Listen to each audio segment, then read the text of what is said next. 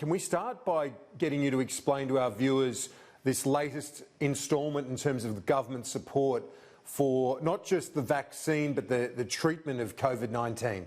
Yes, so there are 4 things that we're doing, which is all part, Kieran, of this immensely important role of Australian researchers.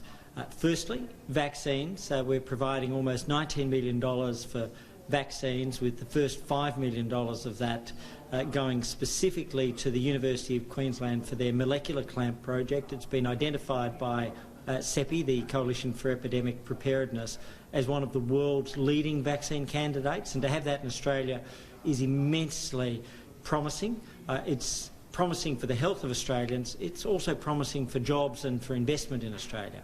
Secondly, there's funding for 9 projects for antivirals, treatments that can minimise the impact of COVID-19, or in some cases reduce the likelihood of people contracting it. That includes where I am today at the University of Melbourne, at Walter and Eliza Hall Institute, where they've received funding for 2 projects, one on the immune system, one looking at antibodies as being able to help provide extra defences.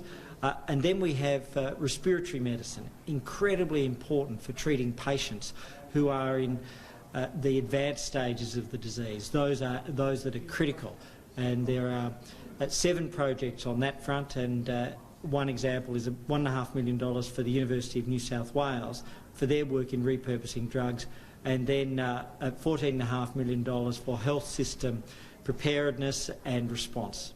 Now, with the vaccines, as you say, one of the best hopes is a locally, a locally researched vaccine. How optimistic should we be that there can be a breakthrough in the foreseeable future? Look, we are cautiously hopeful. There are no guarantees, but we are cautiously hopeful. And there are over 100 vaccine candidates worldwide.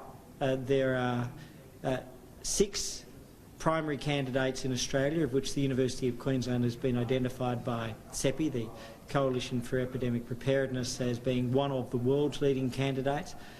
And either way, though, we are going to fight to give Australians the best protection, whether it's through a vaccine, and we can't guarantee that that will emerge within Australia or elsewhere, but we're going to do everything we can to give ourselves the best shot, or through the treatments and the respiratory medicine, where we are increasingly hopeful that there will be different treatments that may provide better prevention or better response.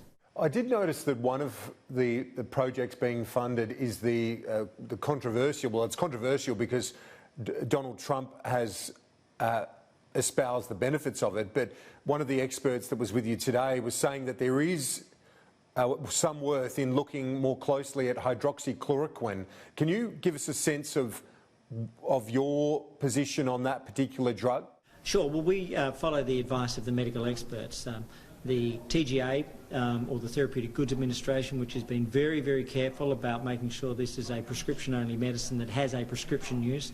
Then, other than that, clinical trial use under supervision, and this clinical trial by the Walter and Eliza Hall Institute is for preventive treatment, in other words, trying to minimise the risk amongst health professionals, so it's supervised through the highest quality oversight standards we believe in the world. It's done through one of the world's outstanding research institutions, and then it's being done through the hospital programs, through the medical health workforce on a voluntary basis. But again, we'll continue to monitor, but at the moment that clinical trial has commenced, and the Walter and Eliza Hall Institute, under the leadership of Professor Doug Helton, couldn't be a stronger or more studious overseer of health and safety and standards. Well, there is no country we would rather be right now in the face of this pandemic, that's for sure. That's absolutely right. But give us your sense of where we're at in terms of, because we still see these numbers popping up in Victoria. We saw Cedar Meats, we've seen these outbreaks, and still double figures day to day in Victoria. Are you still comfortable that this is well and truly within our control? Yes, I am confident that we have the systems in place to protect Australians. But right from the outset, I've said, the Prime Minister said, Brendan Murphy has said, there will be spikes, there will be outbreaks, and we have to be prepared for that. That's why the testing regime, the breadth of testing, the accuracy of our testing is so important. The contact tracing is such a critical part of it, why downloading the app provides that extra important protection for Australians now, with over 6.175 million Australians having downloaded it. And then beyond that, our rapid response, as we did in northwest Tasmania, being able to ring-fence an area, being able to provide that containment. They're the things that mean that we can deal with outbreaks. And so it's very important to understand the disease is still present. We have done incredibly well. Australians have been extraordinary. But keeping your physical distance continues to be a priority. It's what allows us to have the confidence to return within the rules of each state and territory under the national guidelines to our day-to-day lives, but to do so in a way which is COVID safe. And if we do that, then we can be safe. If we do that knowing that we have the safeguards of the testing, the tracing and the rapid response, we can also be confident and have real hope that Australia can manage the circumstances. And I'm sure as Health Minister you would have had a lot of this feedback from various Australians, and we've certainly had that sort of input from our viewers at times through this crisis, but they're reticent about the easing of restrictions. What's your message to those Australians who are concerned about it? Look, we have a variety of views from around the country. Some who would rather restrictions to be eased more quickly, some who would rather time be taken. The important thing is that Australians can rightfully be confident that of all the countries in the world, you would rather be, and I would rather be here than anywhere else. We have collectively, together, flattened that curve. Now we have the systems in place to protect us, but each of us has our responsibility to help keep our distance, to wash our hands, to download the app if we haven't yet. All of these things help keep us safe, and so we're in a strong position. We can maintain that position. I believe we will maintain that position, but we need all Australians to play their part in maintaining that position. A couple of quick ones before you go. Queensland Health had a misdiagnosis of the 30-year-old miner Nathan Turner who passed away. What's your reaction to that? Do you think that they've shown too much caution? Was it a mistake clinically? What happened? No, I've been very clear that it would be so easy for me to be critical of a state health system, but I'm not. I'm not because, firstly, it was a post-mortem diagnosis, a very difficult circumstance and a tragic case, and we need to remember that this young man still lost his life, and his family and his fiancée and his friends lost somebody that was dear to them, no matter what the cause of that loss of life was.